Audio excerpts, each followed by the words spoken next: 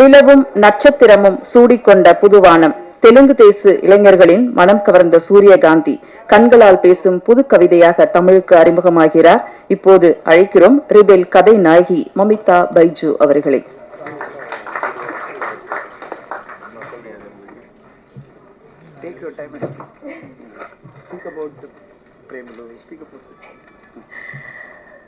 வந்திருக்கிற எல்லாருக்கும் என்னோட அன்பான முதல் வணக்கம்.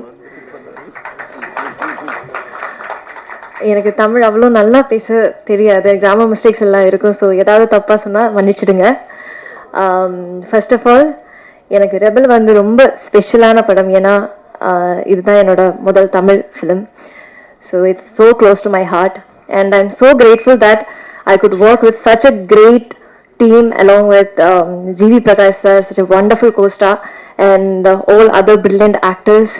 And இப்போ என்ன சொல்றது, எனக்கு இப்போ இங்க நிற்கும் போதே நடுங்குது.